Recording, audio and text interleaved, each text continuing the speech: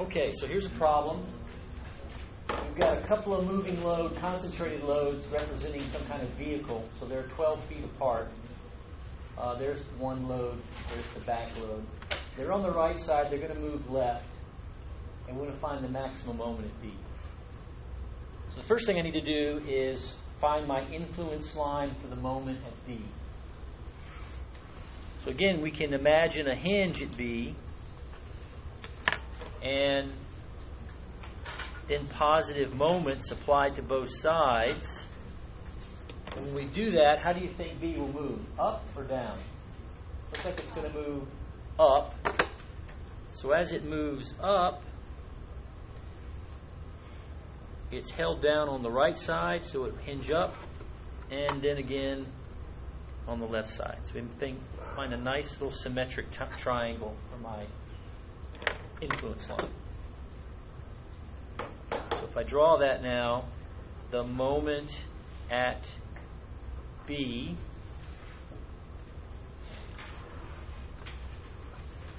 you can see the influence line is a pretty tidy one. So I just need to find one value and I'm good. If I can find the value right there, then I have everything I need. Now that value would be when one of these loads is right over B.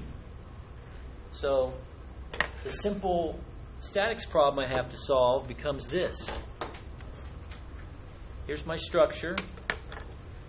I have a reaction at A, a reaction at B, I'm sorry, that's C, and then right in the middle would be my unit load. And according to this, that's 100 feet on both sides. And I'm trying to find the moment at B.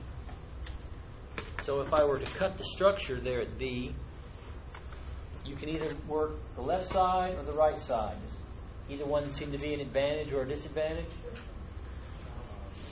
No.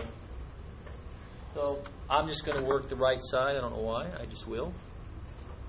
And when I make that choice, that means in order to cut the free body here to look at the internal moment, I need CY. So how can I find CY? Some moments at A. Now as you do this, you probably should be thinking to yourself, I think I already know what that is. A point load in the middle. What do you think CY should be? Half. So when you do your equation, you find that's true. So the moment by the point load about A is negative, so that'd be 1 times 100 feet. And then CY creates positive moment. That should be CY times 200 feet.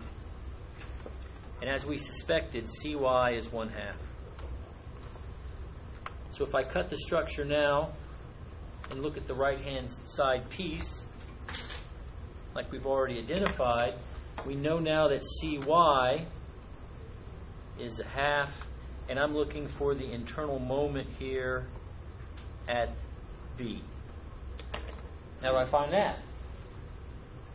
Yeah. Under the towers, what does that say? 12? 12, yeah. Is that the distance? That's the distance. That's the distance between the two loads. Moment. Yeah. So I just sum moments at the cut, right?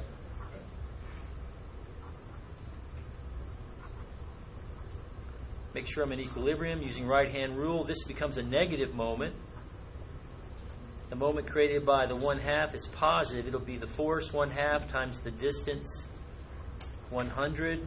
So what's the moment at B?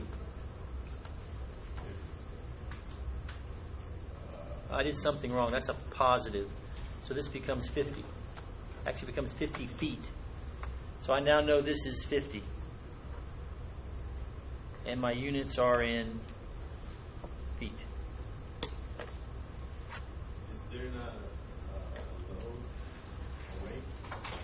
Would this be 50 kids? No, remember the 1/2 is dimensionless. This is dimensionless. So our reaction is just 1/2. And then 1/2 times 100 feet is feet. Okay. So now how many? I gotta check two cases. I gotta check when the first load, the 2 kip force, rides over and encounters or creates the maximum moment. And then, of course, the 5 kip will be behind it. And then I have to check the second case where the larger of the 2, the 5 kips, hits the middle. So we'll have 2 cases to do. So I'll just call them case 1 and case 2. So for the first case, to help you see it, I'll quickly redraw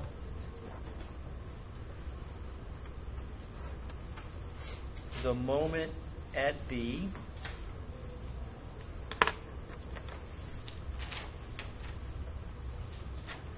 So there's the influence line for the moment at B. And then, moving from right to left, the first load hits the top, or comes to the middle, that's 2 kips.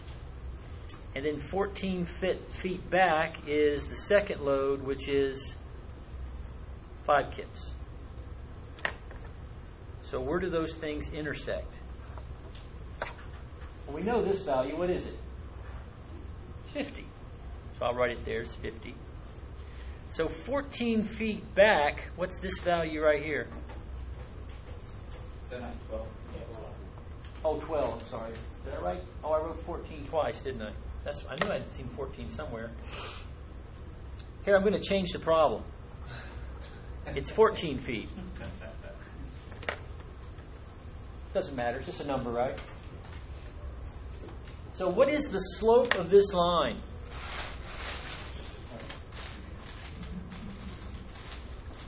Well, it's 50 to 100, right? Which is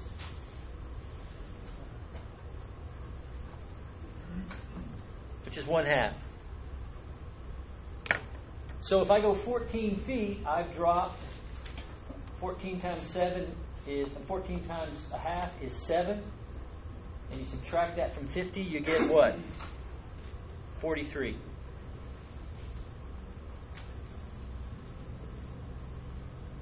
Similar triangles, right? 50 is to 100 as what is to 36? 43. You guys see that? So every foot I move to the right, I drop a half. So if I move 14 feet, I would drop 7. 50 minus 7 is 43. What was 36? 36 is the remaining distance here. Okay. So now I can make my calculation. So the moment at B, and I'll put a 1 there for case 1, will be 2 kips times 50 feet plus 5 kips times 43 feet. What's that equal to? That's 315. Does that sound right?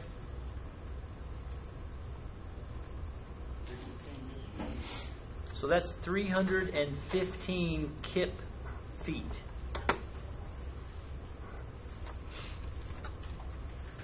So now we'll do it again. So again, to help you kind of visualize it, I'll redraw the influence line.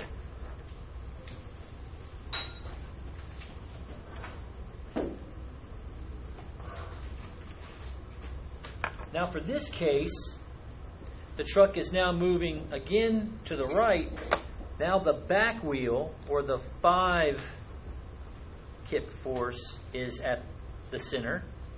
And then 14 feet in front is the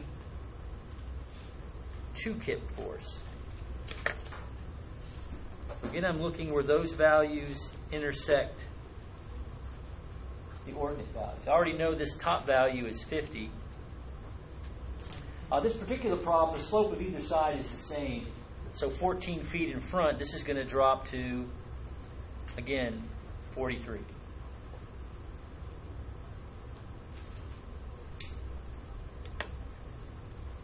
And now I just add them up. So again, now the moment at B for case 2 would be 2 kips, which is the front load, times 43 feet, plus 5 kips times the back load, which is 50 feet. So that's 250 plus 86. 336. 330 what? 6. So it's slightly bigger. So the maximum moment at B for this particular scenario would be 336 kip feet. And that would be this case. So if you know if that back wheel is heavier than the front wheel, could you just go straight to case 2? I would not do that. I don't think you have the experience to make that call. And the calculations are not that difficult. I'd go ahead and check both cases because this particular influence line is very symmetric, but they don't have to be. Think about that last one we did with the shear, how it was different. It would be kind of confusing, I think. I think you'd probably spend more time sitting there staring at it, trying to decide which one is the maximum one, where you could just go ahead and do it, and you would know. But if you think you see it, and you think case 2 is the one, and you do case 2, and you tell me that's your answer, well, you're right. But if you think it's case 1, and you do case 1, and you tell me that's the answer, well, you're wrong. I don't like those odds. And this is just a 2-wheel case. What if I gave you 3 wheels? It'd be a little harder to pick off sometimes. So I just check the cases. That's my advice to you. I've been saying that since the fall of 1993, so I've been pretty consistent. Any questions about that one? That only took 11 minutes to work.